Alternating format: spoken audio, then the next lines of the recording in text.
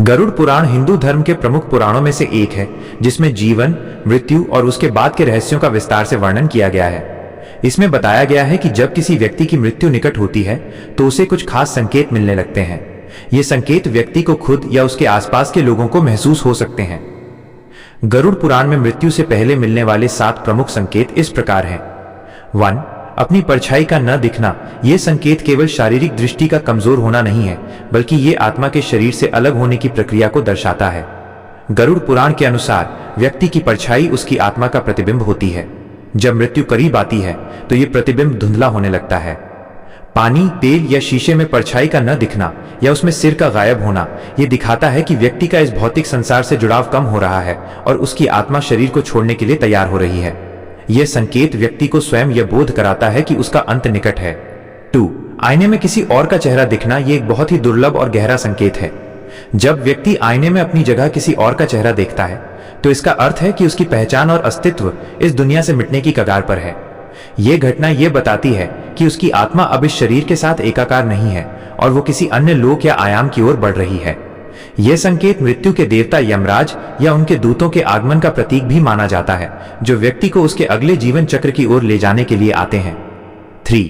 रोशनी और रंगों को न देख पाना। यह संकेत शरीर के 5 तत्वों पृथ्वी, जल, अग्नि, वायु, आकाश में से अग्नि तत्व के कमजोर होने से जुड़ा है। आंखों की रोशनी धुंधली होना, चांद, तारे और सूरज की रोशनी को फीका महसूस करना और रंगों में भेद न कर पाना यह दर्शाता है कि शरीर की ऊर्जा समाप्त हो रही है। इस अवस्था में व्यक्ति को बाहरी दुनिया से दूरी महसूस होने लगती है, क्योंकि उसकी चेतना आंतरिक हो जाती है। आंखों के सामने अंधेरा छाना यह भी बताता है कि वो भौतिक दुनिया के प्रकाश को छोड़कर एक नए अज्ञात मार्ग पर जा रहा है। 4. पूर्वजों का सपने में आना। मृत्यु से पहले मृत पूर्वजों का सपने में आना एक बहुत ही सकारात्मक और आध्यात्मिक संकेत माना जाता है। यह दर्शाता है कि आत्मा को उसके पितरों और परिवार का मार्गदर्शन मिल रहा है। पूर्वज व्यक्ति को अपने पास बुलाते हैं, जिसका अर्थ है कि वे उसे अगले लोक में स्वीकार करने के लिए तैयार हैं। यह संकेत यह भी बताता है कि व्यक्ति की आत्मा का कर्म और उसका जीवन चक्र पूरा हो गया है और वो शांति के साथ आगे बढ़ सकता है। यह व्यक्ति के मन से मृत्यु का भय कम करने में भी सहायक होता है। 5. अजीब आवाजें सुनाई देना। मृत्यु के निकट आने पर व्यक्ति की श्रवण शक्ति भौतिक से आध्यात्मिक हो जाती है। उसे ऐसी आवाजें सुनाई देने लगती हैं जो सामान्य मनुष्य नहीं सुन सकते। ये आवाजें डरावनी या शांत करने वाली हो सकती हैं। यह संकेत दर्शाता है कि व्यक्ति मृत्यु लोक और परलोक के बीच की सीमा पर है और उसे दोनों लोकों की आवाजें सुनाई दे रही हैं। ये एक तरह का संकेत है कि यमराज या उनके दूत उसके आसपास मौजूद हैं और वे उसे अपने साथ ले जाने की तैयारी कर रहे हैं। 6. इंद्रियों का ठीक से काम न करना। इंद्रियों का कमजोर होना यह दर्शाता है कि शरीर धीरे धीरे काम करना बंद कर रहा है। स्वाद, गंध और स्पर्श का अनुभव न कर पाना बताता है कि व्यक्ति की चेतना भौतिक सुखों और संवेदनाओं से दूर हो रही है।